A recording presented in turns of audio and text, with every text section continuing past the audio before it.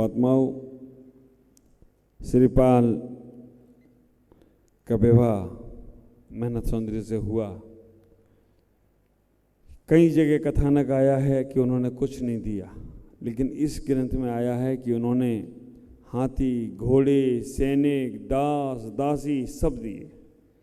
पछतावा हुआ, बाद में उन्होंने समझाया भी, बेटी छोड़ दो। लेकिन सती नारी लकड़ी की हांडी की तरह होती है। लकड़ी की हांडी एक बार चूल्हे पे चढ़े तो दोबारा चढ़ने के लायक नहीं होती है।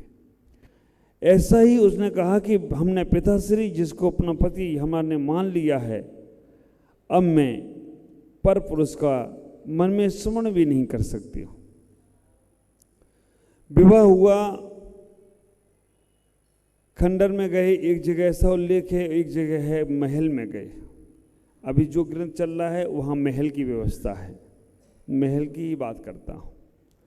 तो आप विचार करना, वहाँ पर जब वो महल में मैना सुंदरी चली गई, पति के शरीर पे कोढ़ था। पति इतना ही कहने लगा, श्रीपाल इतना ही कहने लगा, तुम सुकुमाल हो, तुम सुंदर सी तुम्हारी काया है, तुम मेरे पास मत आना, तुम्हें भी कोढ़ हो जाएगा, तुम मेरे से दूर ही रहना।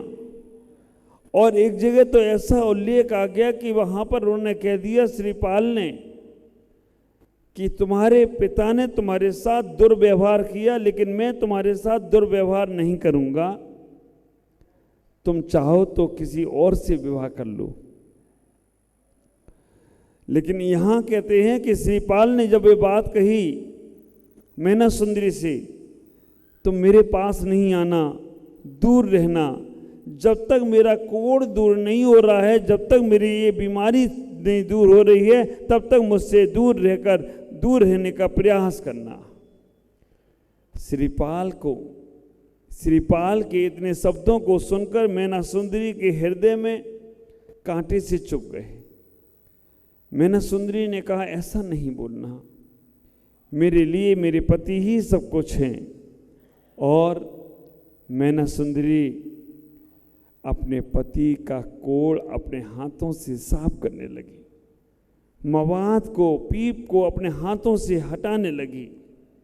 श्रीपाल बहुत मना करते रहे, लेकिन वो नहीं मानी।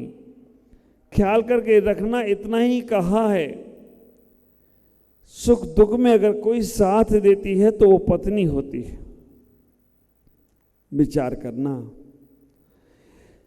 हमारे बच्चे हमारा साथ छोड़ दें, हमारे परिवार के लोग हमारा साथ छोड़ दें, लेकिन बुढ़ापे में पत्नी की याद, पति की याद क्यों रहती है? क्योंकि वो दोनों एक दूसरे के सारे होते हैं।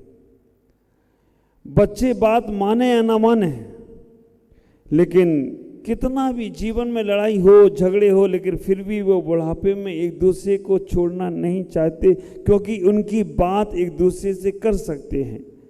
हर किसी से वो बातें नहीं हो सकती हैं। विचार करना, मैना सुंदरी ने इतना ही कहा कि कुछ भी हो जाए मैं तुमको छोड़ नहीं सकती हूँ। सुख और दुख में पत्नी ही तो साथ में आती है। कई जगह देखा है, कई जगह छोड़ो, यहीं पति एक्सपायर, पत्नी एक्सपायर होती है तो थोड़े दिन बाद पति भी एक्सपायर हो जाते हैं। हुआ है ना, सीखी वालों के यहाँ 2 की 1 महीने में ही डेथ हो गई। हमारे सुरेश जी आए, बोले कि एक हमारे यहाँ उनके कुछ लगते होंगे, थोड़े दिन बाद फिर आ गए। इतना प्रेम था। हमारे इंदौर में प्रफुल्ल जी हैं, उनके पिताजी गए तो थोड़े दिन बाद उनकी माँ भी चली गई। उनके बिना नहीं रह सकते हम। विचार करना, मैना सुंदरी ने अपने पति को कोढ़ साफ करके मंदिर ले जाने लगी, दर्शन कराने ले जाने लगी। मंदिर लेके गई, वहां देखा तो एक मुनिराज बैठे हैं। मुनिराज का उपदेश सुना। मुनिराज ने उन्हें व्रत दिया, सर्वांग में गंधोदक लगाया। अभी तो आपको लगता है कि नाभि से नीचे गंधोदक लगा लिया तो पाप कर लिया। आप इतिहास अपरिजनागम को उठा के देखो कि जब भगवान का पांडुक शिला पे अभिषेक होता है ना, तो बड़ी बड़ी नदियां बहने लगती हैं। इतना 1008 कलशों से और क्षीर सागर से लेन लगती है इंद्रों की। कोई गाड़ी और घोड़े से कलश नहीं आते हैं वहां पर। क्षीर सागर, हाथ टू हाथ, हैंड टू हैंड, एक हाथ दूसरे हाथ पे, दूसरे हाथ तीसरे हाथ पे। और जब सौदरमिंद के पास पहुंचता है तो सौदरमिंद 1000 हाथ, 1008 हाथ बना लेता है। फिर एक साथ जब कलश से होते हैं 1008 नेत्र बना लेता है, 1008 नामों से स्तुति करता है। और इतना अभिषेक, एक कलश कितना, 4 योजन गहरा, 8 योजन चौड़ा, 8 योजन गहरा, 4 योजन चौड़ा, 1 योजन मुख वाला। 1 योजन कितना बड़ा, 4 कोस का। 1 कोस कितना, 3 किलोमीटर, 12 किलोमीटर, 12 चौक 48, 48 दूनी 96, 96 किलोमीटर गहरा, 48 किलोमीटर चौड़ा, 12 किलोमीटर का मुख। दीमापुर तो आ जाएगा अंदर, हाँ। 96 किलोमीटर गहरा, 48 किलोमीटर में दीमापुर, 12 किलोमीटर में तो ये होगा दीमापुर। इतने बड़े, एक नहीं, 2 नहीं, 1008 कलशों से पूरी नदी बह जाती है। और ऐसा आश्चर्य की बात है, उस नदी का जल बसता नहीं है। वो सारे इंद्र से गंधोदक में स्नान करते हैं, पूरे शरीर को लगाते हैं, वो नदी का जल सूख जाता है, इतना गंधोदक लगाते हैं। और अभी आपको दिया जाए, गर्मी में तो लगता है कि भर के दे दो, सर्दी में इतना सा देना, ठंडा ठंडा लग रहा है, इतना सा मांगते हो और उसमें भी धीमे धीमे से लगा लेते हो। मैना सुंदरी ने गंधोदक को सर्वांग में लगाया, पूरे सर्वांग में। ख्याल करना, विचार करना, जितना प्रभाव हिंदू संप्रदाय में गंगा का है। कहते हैं गंगा में स्नान करने से पाप नाश हो जाते हैं। गंगा पापम शशि तापम कल्प वृक्ष अभिशापम। गंगा पाप को नाश करती है, शशि ताप को नाश करता है, कल्प वृक्ष अभिशाप को नाश करता है। और हमारे जिनेंद्र भगवान पाप ताप अभिशाप सबको नाश करते हो तो कोई आश्चर्य की बात नहीं। गंगा केवल पाप को नाश कर रही है, शशि चंद्रमा केवल ताप को नाश कर रहा है, कल्प वृक्ष तुम्हारे अभिशाप को नाश कर रहा है। और हमारे जिनेंद्र भगवान के पास वो ताकत है जो तुम्हारे पाप ताप अभिशाप सब नाश कर देते हैं। जितना महत्व तो हिंदू संप्रदाय में गंगा का है, उससे लाख गुना ज्यादा महत्व हमारे जैन संप्रदाय में गंधोदक का हो तो कोई आश्चर्य की बात नहीं है। हम कभी गंधोदक लगाते समय सोचते नहीं हैं ये कितना पवित्र है। इस गंधोदक में जब मुनि राज के चरणों का पाद प्रक्षालन हुआ, जब भगवान राम आहार देने के लिए गए, देशभूषण कुलभूषण को जंगलों में आहार दिया गया, एक जटायु पक्षी उनके चरणों के प्रक्षालन में गिर गया, आधा पंख उसका सोने का हो गया। ख्याल करके रखना, मुनिराज के चरणों का पाद प्रक्षालन भी मिल जाता है ना, चौके में मिलता है, शर्म आती है लगाने में। भगवान का भी गंधोदक तुम्हें मिल जाए तो समझना तुम बहुत बहुत पुण्यशाली हो। पढ़ते भी हो ना, निर्मलम निर्मली कर्णम पवित्रम पाप नाशनम जिन गंधोदक हम, बोलो ना, हाँ, अष्टकर्म नाशनम, 8 कर्मों को नाश करने वाला गंधोदक। क्योंकि गंधोदक में पूरे भगवान के शरीर पर जितने मंत्रों का हमने उच्चारण किया है ना, मंत्रों के नाम से संस्कार किए हैं ना, वो संस्कारों का प्रभाव से सारे का सारा शरीर, सारे के सारे कर्म नाश हो जाते हैं। विशल्या का नाम सुना होगा आपने। विशल्या का पद्म पुराण में उदाहरण आया है कि विशल्या के चरणों के पानी से, जल से महामारी जैसी बीमारियां दूर हो जाती थी। बिसल्या के जल से लक्ष्मण की मूर्छा दूर हो गई। इतना बड़ा प्रभाव। ख्याल करना, गंधोदक को लेके गई मैना सुंदरी ने। जब गंधोदक दिया, सर्वांग पे गंधोदक लगा सकते हो। और मैं तो बोलूं, गलत मानोगे, चर्चाएं करोगे, ये महाराज क्यों ऐसा बोल दिए। अगर ज्यादा बीमार हो ना, दवाइयां तुम्हारी काम नहीं कर रही हैं ना, तो थोड़ा सा चम्मच में लेकर, समझने वाले समझ गए, ना समझे वाले ना समझो। विचार करके रखना, कोई पाप नहीं लगने वाला है। हम भगवान का सर्वांग में गंध, अरे मेरे को रोक दिया एक व्यक्ति ने, पंडित साहब मैंने आंखों में गंधोदक लगाया। इंदौर की घटना, कांच मंदिर में चातुर्मास है, 1998 का, आज से 26 साल पहले, 26 साल है ना। विचार करना, मैं अलग अवस्था में था, मैं मंदिर गया, गंधोदक लिया, लगाया, तो एक आदमी पीछे से बोला, ए भाई साहब, मैंने कि किसी को बुला रहा होगा, बोला ए आपको ही बुला रहा हूँ। मैंने और कोई होगा, ये को मेरा नाम तो ये है नहीं मेरा नाम। फिर बोला ए अलग जी महाराज। अरे यार, मैंने कहा ये मेरी कोई बुला रहा है।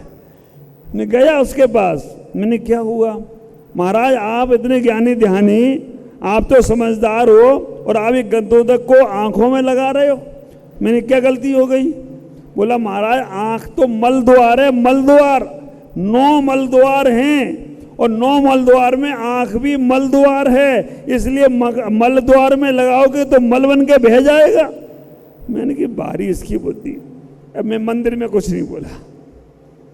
मैंने कहा मैं जहाँ इतवारिया में रुका हूँ, कासलीवाल भवन में, वहाँ आकर मुझसे मिलना।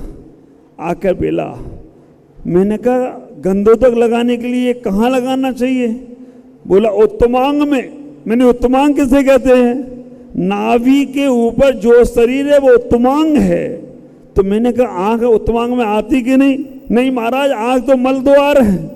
मैंने कहा इस शरीर कौन सा द्वार है, पसीना कौन सा, पसीना क्या है, पवित्र है अपवित्र है, पवित्र मल है पसीना भी। अगर हम आहार कर रहे हो और मेरा पसीना गिर जाए, अंतराय है। पसीना भी मल है, शरीर से तो पसीना निकलता है, तो पूरा शरीर ही मल द्वार हो गया, फिर नहीं लगा सकते। उसको समझ में आया। मैं आपसे कहना चाहता हूं कि आपका शरीर में कहीं भी हम बहुत दवाइयां लगाते हैं, बहुत कुछ अशुद्ध चीजों का प्रयोग करते हैं, केवल एक बार गंधोदक पर श्रद्धा करो। हम जरूर अभी सिद्ध चक्र महामंडल का यहाँ रोज सिद्ध यंत्र का अभिषेक हो रहा है। संजय भाई हमें लाके रोज देते हैं। भगवान का तो लेते ही लेते हैं, लेकिन वो भी ये ही गंधोदक को ले जाकर मैना सुंदरी ने अपने पति का कोढ़ दूर कर दिया। अभी आपको कहीं पे भी दाग आते हैं, कई लोग हैं जिनको सफेद दाग हो गए, कई लोग हैं जिनको सफेद बिंदु दिखने लग गए हैं, श्रद्धा से लेके जाओ और श्रद्धा से इसे लगाने का प्रयास करो। तुम्हारा पुण्य होगा तो तुम्हारे दाग अपने आप समाप्त होते चले जाएंगे। हमारी स्थिति मालूम कैसी हो गई। एक मुनिराज का एक घर में आहार हुआ। आहार हुआ तो उस घर में पंचाक्षर हुए, पंचाक्षर हुए, रत्न बरसे। कल जब भगवान का आहार होगा तो रत्न बरसेंगे, भेरी बजेगी, मंद सुगंध हवा चलेगी, जय जय शब्द होंगे, सब कुछ होगा। मुनिराज का आहार हुआ, पंचाक्षर हुए। वो घर में रातों रात दिनों दिन तरक्की होने लगी। पड़ोसी ने देख लिया ये बड़ा अच्छा है, हल लगे ना फटकरी रंग चौका हो, उसने भी चौका लगाया। मुनिराज का आहार कराया। मुनिराज का आहार कराते कराते ऊपर देख भी रहा था, आश्चर्य हो रहा है कि नहीं हो रहा है। इधर तो आहार दे रहा है, ऊपर से रतन बरस रहा है कि नहीं बरस रहा है, वो देखे जा रहा था। गरम गरम खीर उसने महाराज के हाथ पे रख दी। अब महाराज की जितनी सहन शक्ति थी तब तक तो सहन हुआ, बाद में तो अंजलि छोड़कर बैठ गए। बैठ गए तो बोला महाराज अभी क्यों बैठे, अभी तो आश्चर्य हो जाता तब बैठते। तो हमारी स्थिति तो ये है कि इधर हमने काम शुरू किया नहीं, मंत्र जाप शुरू किया नहीं, पीछे देखते कि मेरा काम हो रहा है कि नहीं हो रहा है। हाँ, थोड़ा सा आधा बनिया काला सेठ हथेली भी आम जमाना चाहते हो, दिल में श्रद्धा रखो, विचार करना। ये जैन धर्म जो ऐसा धर्म है जो तुम्हारे जड़ मूल से, अरे शारीरिक रोग तो तुम्हारा कोई भी दूर कर देगा। सबसे बड़ा रोग कौन सा है? सबसे बड़ा रोग जन्म मरण का। लेकिन वर्तमान में लोग कहते हैं सबसे बड़ा रोग, क्या कहेंगे लोग, ये सबसे बड़ा रोग। आदमी करना चाहता है, संन्यास लेना चाहता है, अच्छे काम करना चाहता है, लेकिन उसको सबसे बड़ा रोग, हमने ऐसा करा तो क्या कहेंगे लोग, ये सबसे बड़ा रोग। इसलिए कुछ नहीं करता, वो शांत बैठा रहता है। करना पड़ेगा, करने से कुछ मिलता है। हमारा जैन आगम कहता है कि शारीरिक रोग तो छोड़ो, तुमने श्रद्धाएं की, तो जैन धर्म कहता है कि जन्म मरण का जो रोग है वो भी तुम्हारा दूर हो जाए तो कोई आश्चर्य की बात नहीं। लेकिन हम लोग इतने बेईमान लोग हैं, पूजा में बोलेंगे क्षुधा रोग निवारणाय नैवेद्यम निर्पामति स्वा, और भूख ना लगे शाम को तो डॉक्टर के यहाँ जाएंगे, डॉक्टर साहब मेरे को भूख नहीं लग रही है। इतने तो बेईमानी करते हैं कि हम बोल भी रहे क्षुधा रोग निवारना है, अर्घ्यम निर्पामति स्वा, अब क्षुधा का निवारण हो गया, नहीं लगी भूख तो नहीं लगी, भगवान को धन्यवाद दो, भगवान अच्छा किया आज भूख नहीं लगी। ईमानदार लोग कहेंगे क्षुधा रात्रि क्षुधा रोग निवारना है, अर्घ्यम निर्पामति स्वा, ये ईमानदारी का है। रात्रि क्षुधा रोग निवारना है, अर्घ्यम निर्पामति। भगवान पर रात में भूख ना लगे, दिन में नहीं लगेगी तो डॉक्टर याद आएगा, और रात में नहीं लगेगी तो भगवान याद आएगा। भूखे पेट होए न वजन, लेकिन समय हो रहा है। इतना ही हुआ, गंधोदस्य सर्वांग सुंदर हो गए। सर्वांग सुंदर जब श्रीपाल हुए, मैना सुंदरी दोनों मंदिर जा रहे हैं, वहां कुंद प्रभा उनकी मां पति वियोग को सहन नहीं कर सकी, बेटे का पुत्र वियोग भी सहन नहीं करी, दुबली पतली सी हो गई और अपने बेटे की खोज में वो चल दी। वहां से बेटे को खोजते खोजते उज्जैन पहुंच गई। उज्जैन में जब उसने देखा कि मेरा बेटा इतना सुंदर और ये कौन सुंदर सी स्त्री के साथ जा रहा है, उसका शरीर दुबला पतला हो चुका था कुंद प्रभा का। लेकिन जैसे ही श्रीपाल ने देखा मां कुंद प्रभा को, क्या हुआ आज नहीं कल बताऊंगा। ये क्या हुआ श्रीपाल को देखकर, कुंद प्रभा को देखकर, इतने वर्षों बाद देखा था। मैना सुंदरी ने 8 दिन में विधान पूजा करके पति को कोड़ी से कामदेव बना दिया। मां मिली, क्या हुआ आज नहीं कल बताएंगे। आज इतना ही। ओम नमः।